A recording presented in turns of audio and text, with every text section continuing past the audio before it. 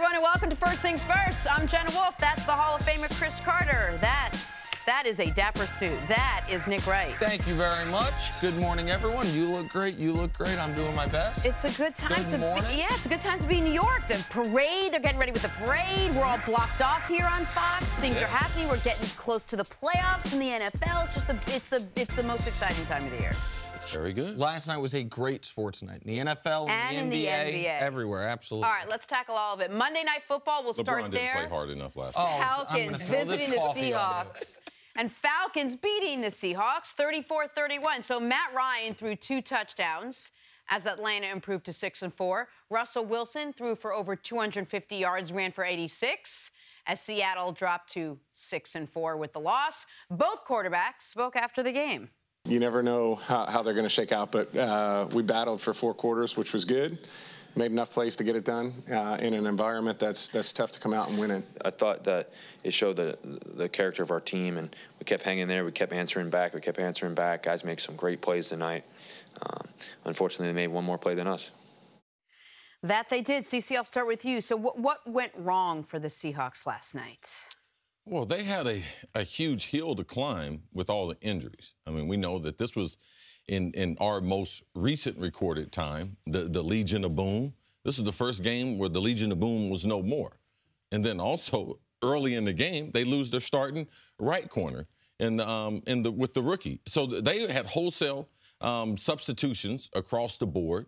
Russell Wilson running for his life. Lets you know why he's one of the special players that we have in the NFL. But the mistakes that they made early in the game, they just weren't able to overcome them in the second half. Like, for one, also, this is the team I picked as a Super Bowl team in the NFC in Seattle.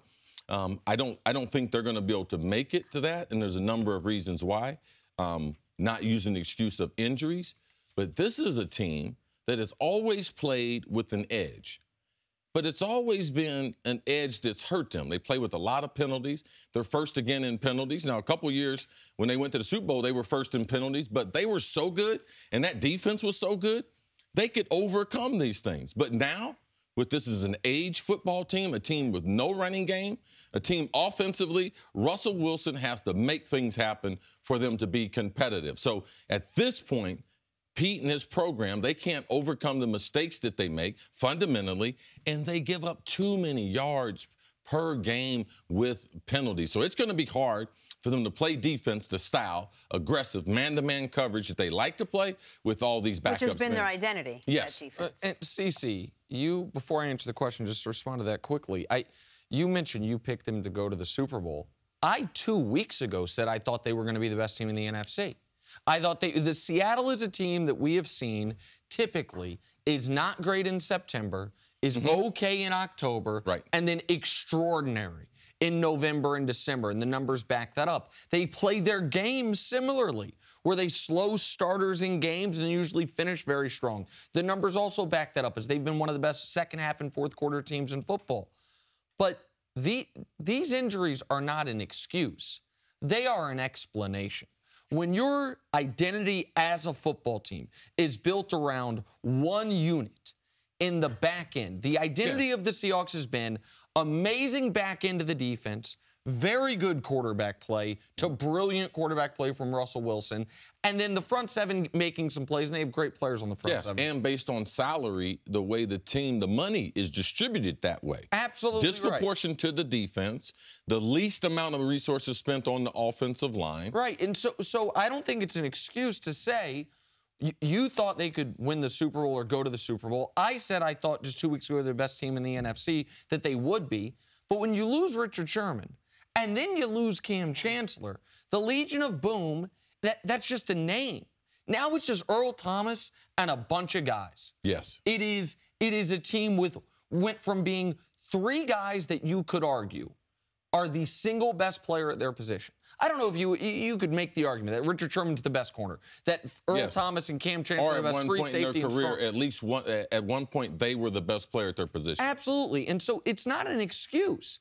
It's the reality that the Seahawks have been decimated by injury, more so at this point in the season than I think any team in the league except for the Green Bay Packers. And that's because the Packers lost their one irreplaceable player in Aaron Rodgers. Like, you couldn't account for Sherman blowing his Achilles and then Cam Chancellor being declared out for the season. The Seahawks have three things working against them right now that I see. One is, yes, that beat-up defense. Two, they got a pretty rough schedule coming up. Yes. And C, and please answer me this, how many games is Russell Wilson going to be able to do that? Like, how deep into the season will he be able to create that? It's a lot to ask of one guy. Hey, we need you to single-handedly go out and win this game. This is what Russell has done absent of Marshawn Lynch, because the 2015 season was the last season that Marshawn was with them. That wasn't a great season. So 2014 was the last time they really had a dominant running attack. Yep. Jenna, this is what Russell does. Like, this is what makes him special. Like, he can get out of pinches. He makes offense.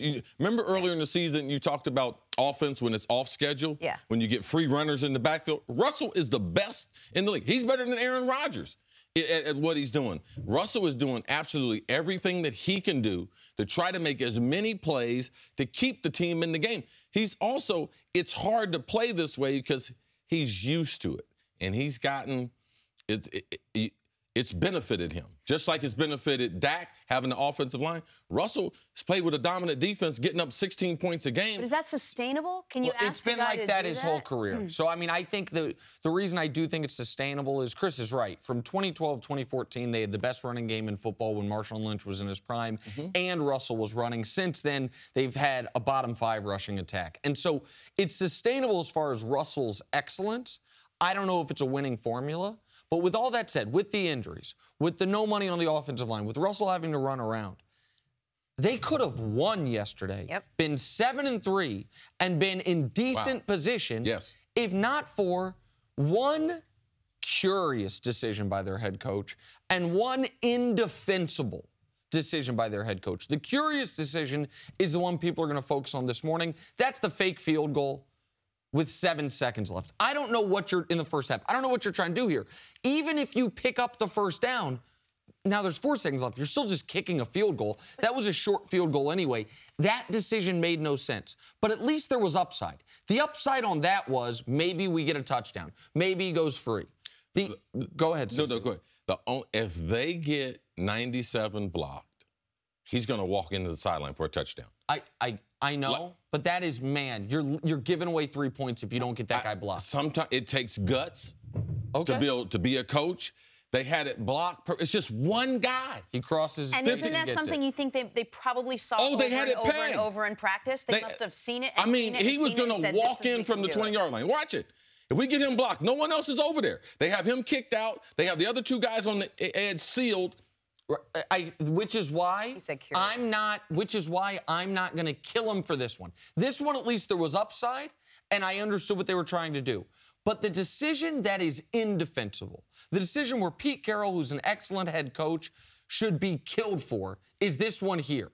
Challenging this play. When you're controlling the clock here, you're the one who decides when you run your next play. That is as clear-cut of an incomplete pass as you will ever see. They called it incomplete on the field. You don't have to worry about the other team rushing up and like, oh, we didn't get to watch it. Pete Carroll is either trusted Doug Baldwin too much, got bad information, or just didn't look at the video board. Because challenging that play, because here's what I know. At the end of the game, with time, when they got it to within 3, and they had it to where it was a 52-yard field goal, that ends up being a 40 or 45-yard field goal if you have one more timeout. And Blair Walsh kicked that thing dead center, just didn't have the leg for it. I don't know what happened to him. He didn't have the leg for it. But losing that timeout there was no upside on that challenge. On the play you're talking about, the fake field goal, the upside is you get a touchdown before the half. You just flip the momentum of the game. That one, that is total mismanagement by Pete Carroll that absolutely cost them a chance to get this game to overtime. Yes, and based on the second call, there's reason to even question the first one. Because if you don't have the second call, you end up getting in field goal position, then it's just more of a coaching point. I don't like that move. But I will criticize him because it didn't work. You can't just say, oh, because it didn't work, it was a bad call. Because now it was set up perfectly. Like, it was set up perfect. Can I ask you on that? If the center gets his block, go ahead. If the center gets his block, you're confident that even if he gets his block, Luke Wilson can get 20 yards to the end zone? Because if he gets tackled short, the half's over. No, he's down the sideline, so he's only going to get tackled or knocked out of bounds. He's going to get knocked out of bounds or score. Okay. The way it was blocked, there's only one guy. They have everyone else inside the numbers. They kicked out the outside guy. Watch, they didn't block. 97, Grady Jarrett. Yeah, that's Ray Lewis's boy, too, from Clemson. He's a heck of a player. Had 3 sacks in the Super Bowl. Am I right in assuming they don't run this play unless there's something they've seen on tape all week long preparing for this game? Didn't it look like there was something they saw that they knew, and was it 97? Yes, absolutely. But they thought that they were going to get it sealed off. But it's like the legendary Denny Green always taught us. He said, son, listen, I teach X's and O's. But I can tell you now, when you get on the field, they will move. They won't stay on the board like they're up here. So, don't you think Denny Green needed a book of, like, Dennyisms? He's going to have them. I'm always put it out there, Denny Green. Let's stick with the Celtics, who rallied. Great sequence of plays saved by Marcus Smart here. In the fourth quarter against the Mavericks to come away with their 16th straight win. Boston has won 16 in a row. They need every bit of Kyrie Irving's big game, season-high 47 points, including 10 points in overtime. Kyrie Irving, talking after the game, said this. For us, just about battling back. Teams get a comfortable rhythm, whether it be in the first half or the second half. And us as a group, we continue just to stick together throughout anything and everything. So, whether it be our first unit or whether it be our second unit, we just demand excellence from one another. Great performance by Kyrie, another great performance by the Celtics as a whole, but another comeback win. CC, time to admit that Kyrie did make the right decision, forcing his way out of Cleveland into Boston? Yeah, I thought from the beginning it was the right decision. The reason why I thought it was the right decision was because at that point in his career, he felt as if he needed to go somewhere else to grow his game, to grow as an individual. I don't believe that it was just to get away from LeBron. I think that he probably feels as if LeBron's going to leave Cleveland after this season, and he wanted to take more power or control over his career. He's only going to get better playing with the Celtics. I like the way he's approached the first 20 games in the season, where he hasn't been Uncle Drew every night like tonight. Last night, he was amazing. From the beginning to the end, he is an amazing dribbler of the basketball. He's the best finisher at the rim in the NBA. At 6 foot, 6'1", he is the best finisher at the rim. His ball handling skills we all know about, but being able to acclimate his game to his teammates and be able to turn on that offensive skill that he has. He's one of the top offensive players in the NBA. His defense is getting a little better. Well, he's around a better set of team defenders, and he's committed himself to playing better defense. When you can dribble the ball and score like he can, when you can't play good defense, Jenna, it's a heart or a head issue. Your head's not into it, and your heart don't want to play defense. James Harden in Houston, he can play good defense because it takes the same skill that it would take for them to be these electric offensive players. So they choose not to do it. But Kyrie, the most impressive thing was the last 10 minutes of the game, he scored 15 points, which people call that the clutch time in the game. He scores 15 points. And the Mavericks score 13 points. So leading the NBA in clutch points this season, Nick, I know I'm on your corner. I'm just passing by, throwing a newspaper. 65 points. It justifies the decision, but I thought it was the right decision from the time he left, irregardless of what results that we're seeing. Boston, Yes. All right. Get yourself together. No, I want to be very clear here. To answer the question, no, it's not time to admit Kyrie made the right choice. I'll explain why in just a moment. But first, let me say this. Kyrie was extraordinary last night. He was great. It was the best game he's played as a Celtic by far. It was consecutive great games by Kyrie Irving. He was unstoppable in the first quarter. I don't know if he knew LeBron had 16 first-quarter points on 5 of 6 shooting and wanted to one-up him or not, but he did, because he had 18 first-quarter points on 8 of 8 shooting. And then he had 25 in the first half on 9 of 10 shooting.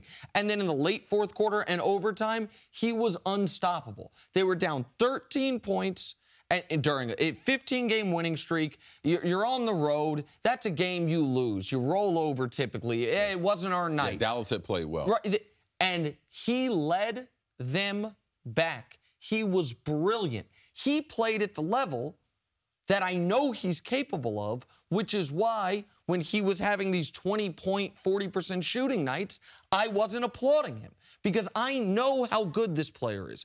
I've watched every single game Kyrie's played over the last 3+ years, save a few weekend misses. I know how special this guy is, okay? So I want to give him full credit for last night. But a regular season game in November, he could have scored 67. Cannot validate that decision. That decision will only be validated if and when his Celtics beat LeBron's Cavs or his Celtics are the next team to make the NBA Finals once LeBron's Cavs stop.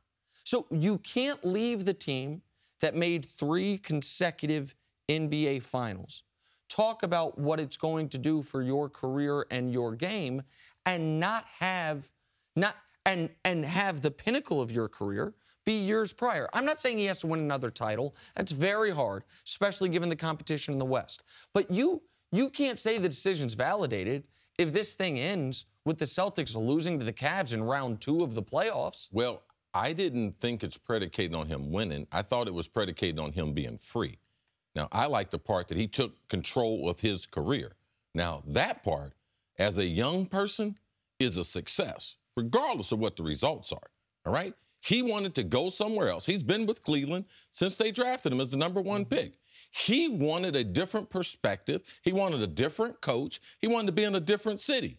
And that has been successful. He went to one of the best franchises in basketball, all right? One of the brand names that they have in basketball. There was a lot of bad places he could have ended up. And he could have ended up in Phoenix.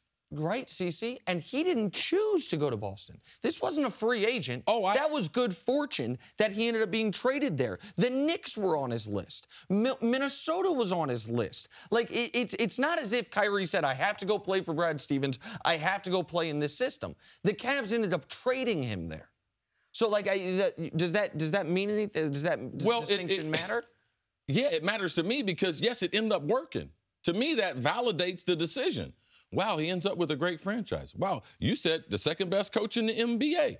Wow, they got pretty good roster. They got some good young players. So, Cece, if it was only about his evolution, maybe I would buy more that it was only about his evolution of the player. So what do you think the move was about then? Well, given his quotes since the move, it seemed like there was a clear conflict, almost rivalry, between he and LeBron. So in order for the decision to be validated, he can't just lose to LeBron and have it be validated. He can't have the last time he made the finals be with LeBron in order for the move to be validated because of the things he has said since he left. Is there something to the fact that this team is 16-2? They lost 2 games. The first game they lost because Gordon Hayward went down. Then they lost the second game. It was or they lost because they were playing the Cavs. But go ahead. Either one. It's hard to recover from losing that horrific injury early in the game. They lost the second game after that. And then they haven't lost since. And some games he's been absolutely fantastic, and some games he hasn't been. But every game he's contributed, and he's contributed with what? With Al Horford, and as you call them, babies, the 2 young guys. Yes. You know, and their games are growing. We know we can have nights like this. All right. Correct. It was a great decision. All right. It will work out to his benefit in his career. Even if Nick's saying, I need to wait to see. All right. He has his own team. He has his own identity. He's with a great coach, and he's with a great organization. And I'm sure he wakes up in the morning pretty happy that he made the decision. Well, I'm not doubting his happiness level. You can't take away what a person wants in life as far as happiness, and because we judge it on some other scale. I also think the success has been some semblance of validation. Right, but this success right now is relatively meaningless depending on what they do in the postseason. Let me put it like this. If the Celtics and Kyrie were a stock, I wouldn't be shocked if today, November 21st, is the highest price that is for the next couple of years. All right, moving on to the Cavs, who blew out the Pistons 116-88 last night. LeBron scored 18 points. 16 of those were in the first quarter. and rested for much of the rest of the game. That's 5 straight wins for Cleveland. All this after posting an Arthur meme. LeBron James spoke about the team's recent win streak after the game. We've just been playing well of late. You know, we're in a good groove right now, and we want to try to continue that coming in here today. And they've been playing extremely good basketball, you know, coming off a great win last night in Minnesota. So we knew that they were going to come out and try to give us their best shot, and we had to be ready for that. But we just had a lot of flurries tonight. We had a lot of flurries, and we didn't stop. I knew we was going to be okay, and very patient. And obviously, it's frustrating when you lose them, but at the end of the day, you know, there's always a brighter side of things. And like I said, we're just in a good groove right now. Okay, so it's official. There were 2 people who thought the Cavs were going to be okay. LeBron and that guy. Yeah. Nick, what has clicked so far for LeBron James and the Cavs? A touch of desperation because they were playing so poorly. Yeah. They weren't truly, but a touch of, guys, we can't be down double digits every single game. A touch of good fortune in that in this 5-game winning streak and when they've won 6 of 7, they've been down double digits early in a couple of those games and were able to pull out of it. I think a galvanizing win that CC, you and I were at in the Garden against the Knicks, where they had an enormous comeback, and Ty Lue had the towel, was getting ready to throw it. Yeah. One coach said, "Coach, just give him another minute." Couple trips up and down the court. Cavs rallied third quarter, big comeback in the fourth. And all of a sudden, they are playing like a top 4 offense. That's not surprising, but very quietly, the last 5 games, they've got a top 10 defense. Now, they don't need a number 1 defense. They don't need a number 5 defense. What they can't have, now for the season, they are still a bottom 3 defense in the NBA because they were so bad early on. But all they need is a little more attention to detail defensively, or maybe a lot more than they were showing early on. And one last point, CC, I think D. Wade, his energy off the bench, has helped them. And D. Wade all of a sudden has helped up their energy defensively. And LeBron, of course, is going to be LeBron. And all those things come together to where when they need to win, they seem to win. Are you worried, CC, about LeBron's minutes at all? It was one of the things that Coach was asked about after the game. I'm not worried about his minutes because it's clear LeBron, they really have a plan. And their plan wasn't. They've had to adjust at least 3 times as a team coming out of training camp. For one, the first game of the season against Boston, they didn't even know if LeBron was going to play before the game. All right? So LeBron's inability to spend time on the court with his teammates, that was the initial adjustment.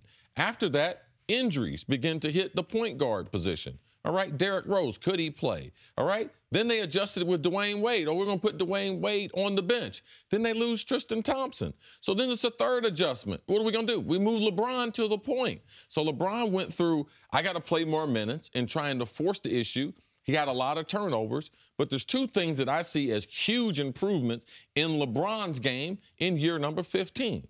He said, and you haven't picked up or we haven't talked about this, but he said that he injured his elbow this offseason. Yeah. And it's also helped his free throw shooting, but it's also helped his 3-point shooting. His shot is not that different, but the arc and of his ball when he shoots from 3-point land has been different. His stroke is about the same, but he said he hurt his elbow. I think it's made him a better shooter. He's still very selective in the shots that he's taken, and he's cut the turnovers down since the New York game, but his ball handling at the 3 or the 4 position, what makes him very, very special. Now teams don't know, do I play him on the 3-point line? And he yo-yos the defender. He brings him out to the 3-point line and then goes to the bucket. So it's a different LeBron than we've seen. But I wouldn't say I was concerned about them. I was concerned about how old the team looked starting the season. And on LeBron, in year 15, which, by the way, I bring up the 7 straight finals all the time. Keep in mind, because of the 7 straight finals, LeBron's played 9 seasons in the last 7. So it's not just year 15, but just in the last 7 years, he's played 2 extra seasons of playoff games. But in year 15, LeBron James is averaging a career high in field goal percentage, a career high in assists, second best, and a career high in free throw percentage, a second best career percentage in 3-point percentage. He is having one of his best individual seasons ever. You mentioned the injuries. They're also now without Shumpert. This sounds mean, But one injury that has helped them is Derrick Rose being out. Derrick Rose, God bless him. Forced it's a hell LeBron of a, to the point. Well, and forced him out of the lineup. And his minutes were killing them on both ends of the ball. Derrick Rose is an amazing what-if for the NBA. But I do wonder, once Isaiah Thomas comes back, if there's a place for Derrick Rose on this team. He had been so bad for their spacing, so bad for their defense, and you just see without him, I mean, Jose Calderon, who I didn't think was an NBA-level player anymore. Jose Calderon came on yesterday, started the game, and he was fine. Like, they wouldn't have been fine with Derrick Rose there. And yesterday's win, Detroit had the second-best record in the East. That was in Detroit. They could have played with me at the point last night. Well, last night, sure. Calderon. I mean, I could have played next to LeBron the way he was yo-yoing last night, treating people last night. I could have been out there. At the end of the day, Jenna, in basketball, if you have the best player in the world and he's playing some of his best basketball, you're usually going to be okay. Tell me more, Mr. Basketball Professor. No, that's not what I meant. More. I didn't mean it like that. I'm just saying, like, people forget. People are panicking about the Cavs. Right. It's not like other sports. One guy can make all the difference. All right, welcome back to First Things First. We're now joined by former NFL head coach Eric Mangini, who loves sitting next to Nick. Coach. Because during the commercial breaks, Nick's like, I have 27 things to tell you real quick before we come back on camera. I'm exhausted before we start. He's already tired. We haven't even started the segment yet, but we love you. You're Shouldn't so I be smart. excited about our There's guests? so much going on up here. Shouldn't it's great I be? that you And Coach share and it I with bonded him. because his kids started playing Madden. Is that what he would We call got a it? lot going on. It's Nick was bonding. terrified you were getting ready to touch his head. I know.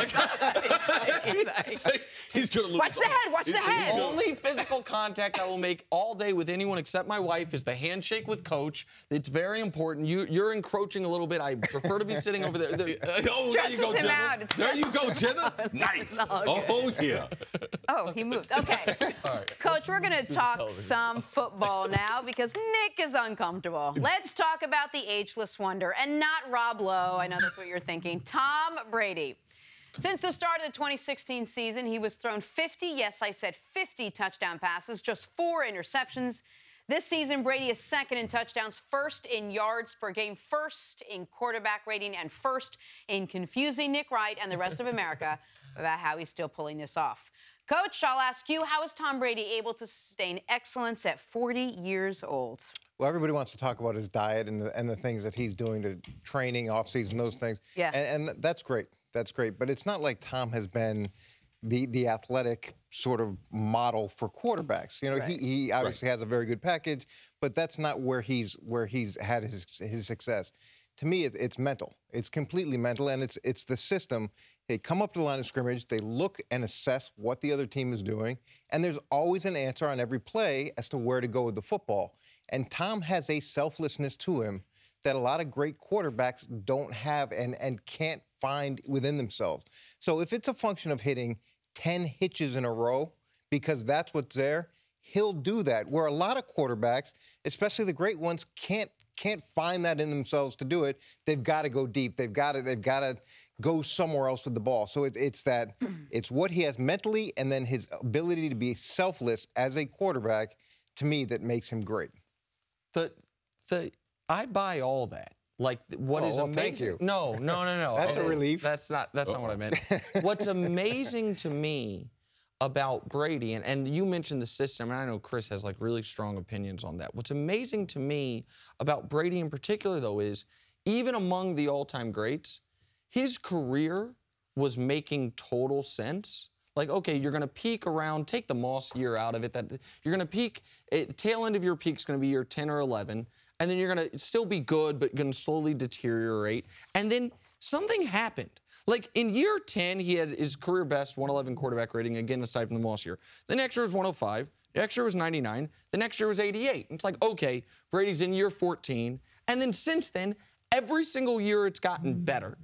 And now, look at the last 2 years he's had compared to the first 15 of his career, because it is unbelievable that, so the first 15 years of his career, his completion percentage is better the last 2 years. His yards per attempt are better.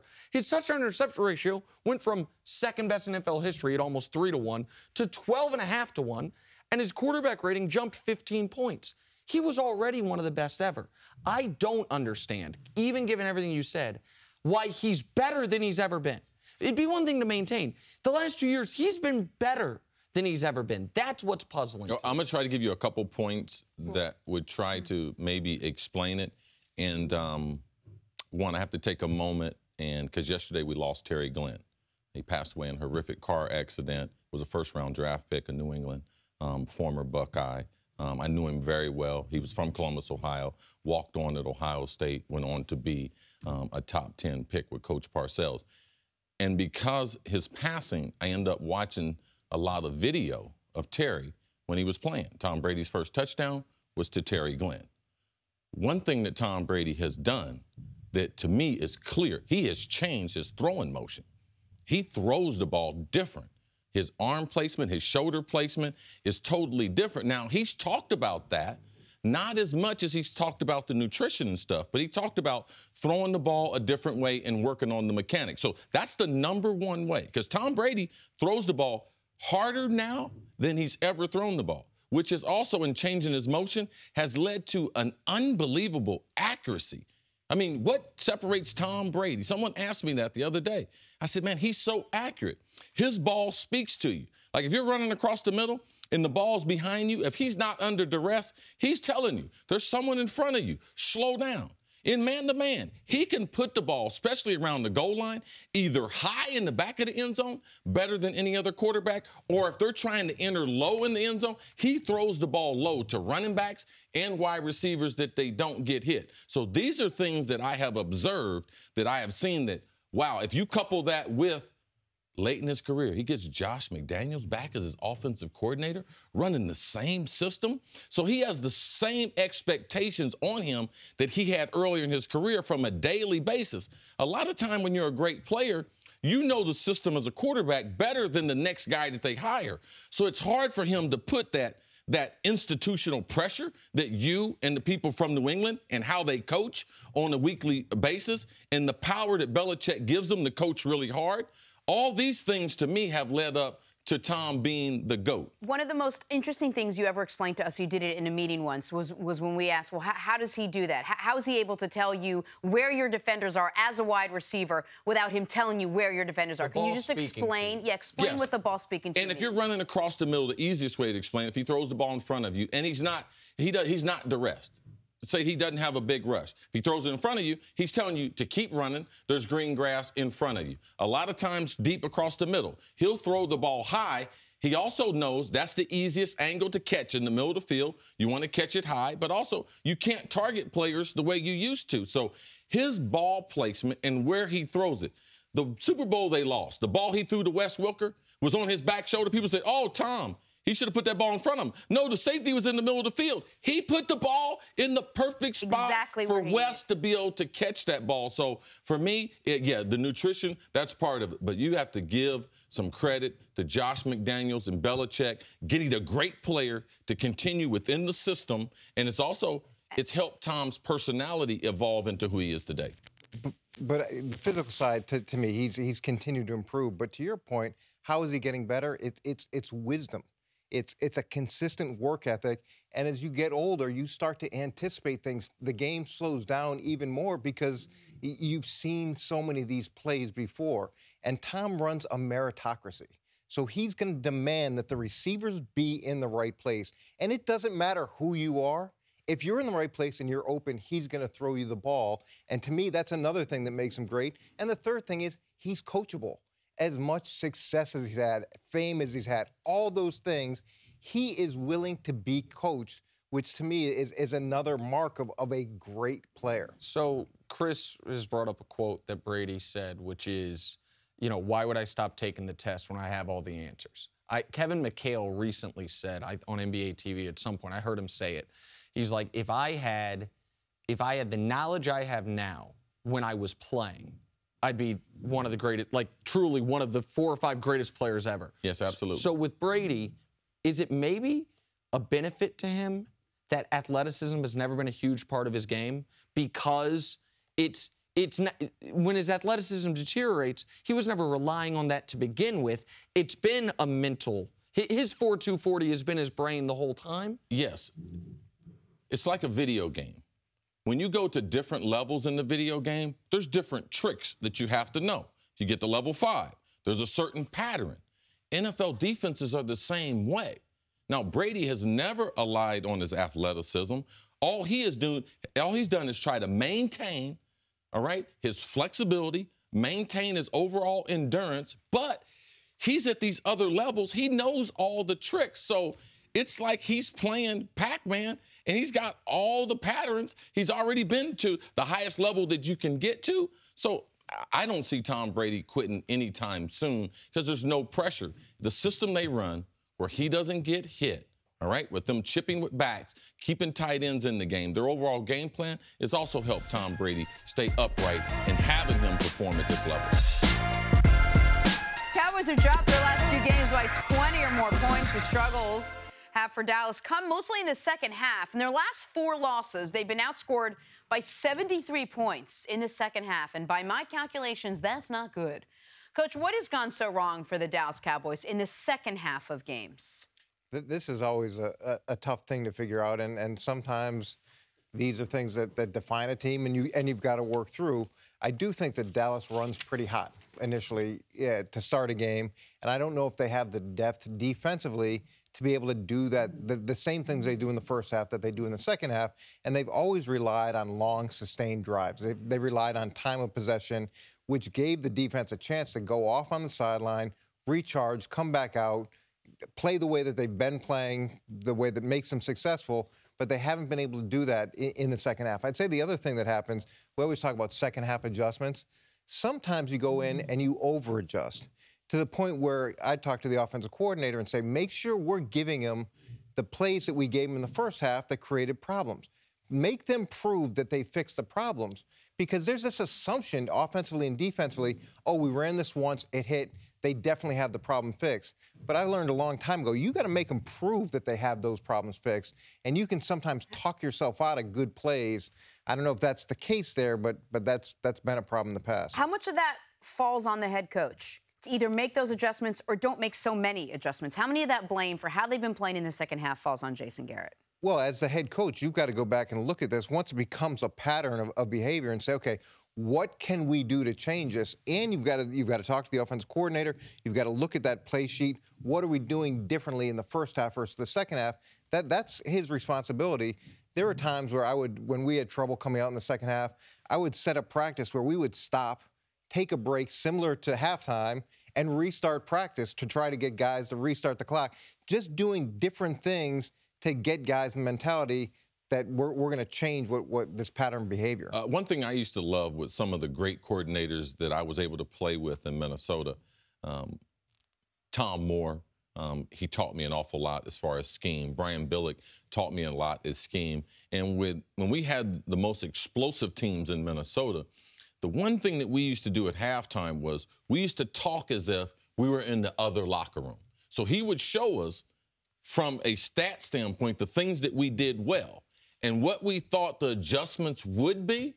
But we've always felt like we were playing checkers in the first half and we were going to put them in checkmate in the second half. We never tried to win the game in the first half. So we tried to have a formation or formations that made them think we were going to run something, but we wanted 2 or 3 variations that made them present information that they thought they would know, but we would be running different patterns, different combinations together. And that's one thing that I don't see with Dallas in the second half of games. Now, their head coach is more than competent. Their offensive coordinator, Scott Lanahan, I got a tremendous amount of faith in him. But to me, he seems as if his hands are tied because the personnel, they've had the same personnel the last 2 years. They should be able to make more adjustments as a group. That being, put the 2 wide receivers on one side of the field, put Jason Witten on the backside where you need help pass protecting, where he can either be a pass protector or he can be a relief guy into the route. You put your best route combinations.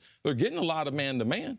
You don't have Zeke to take away that running threat anymore. So to me, I don't see that. And at the end of the day, you can talk about the coaches. We can talk about the players. You got to make football plays in the second half. And that's what good football teams do. And that's what Dallas is not doing in the second half of games. And I would say at this point, I don't want to blame it on the coaches, but I know the players are a heavy part of the responsibility from what I've seen. you mentioned it at the beginning. Let's just show in their last 4 losses what they've done in the first half compared to what they've done in the second half. Because these games, a lot of which have been lopsided. In the first half, they've won 3 of those first halves. Against the Falcons, they're only down by 3. And then second half, they get the doors blown off them. Here's what I know, all right? And they're 0-4 in those games, obviously. If that were reversed, and again, it would not that drastically, but if the team was getting beat soundly, regularly in the first half, and coming out in the second half and winning those games, or taking a 17-point deficit down to a 3-point deficit, or sometimes taking a 10-point deficit into a lead, we would be giving the coach a ton of credit. Like, I do know that. I know that when the opposite happens, when teams appear to be making adjustments at halftime and their team benefits from it, we do give the coach credit. The Cowboys on the season, they have a total point differential of 0. They are plus 43 in half 1. They are minus 43 in half 2. Their point differential is 0. Their record is 500. Like, they have been an average football team, but they have been a well above average football team in the first half of games and a below average football team in the second half of games. So I don't want to, because coach has taught me a few things, always blame the coach, kill the coach. But I feel like if it were reversed, we'd be giving the coach a lot of credit. So I do think it's fair to wonder if Jason Garrett is getting out-schemed in that, short break in the middle of the game. I don't think it's fair because you have 2 games in there where their personnel, they were going to give up points in the second half. If you go to the Atlanta game and the Philadelphia game, those are the games they had significant injuries. Those are the 2 games with Zeke, and those are the 2 games that make this margin disproportionate. If we watch the rest of the season, now I think that it'd be fair at the end of the season because his personnel groupings have totally changed, and most of those points have come the last 2 weeks. I watched a little bit of college football, probably nowhere close to what you watch, but you'll see oftentimes where teams will hang with a team they shouldn't be able to in the first half. But when they get into the second half, they just get worn out. They just don't have enough to finish the game. So I don't know if this is a function of depth from Dallas's perspective. The way that they play the first half, they can't sustain through the second half. Some of it could be a function of not being able to sustain the drives like they have historically or most of last year. That's part of it, too. And then you do have to find an answer. You can't say, okay, well, we don't have enough depth. You still got to play a complete game. So what are you going to try? I really like Dallas in no huddle. I like Dak Prescott doing that. Come out sometimes, start the second half in no huddle, do some things a little bit differently so the players know, hey, we have a problem and we're doing everything we can to fix this problem. Thank you for listening to the First Things First podcast. Remember, leave us a review and tell us what you think. Subscribe to the podcast on Apple Podcasts and catch us on FS1 Monday through Friday, 6:30 a.m. Eastern on FS1. For Cris Carter and Nick Wright, I'm Jenna Wolfe. So long, everybody.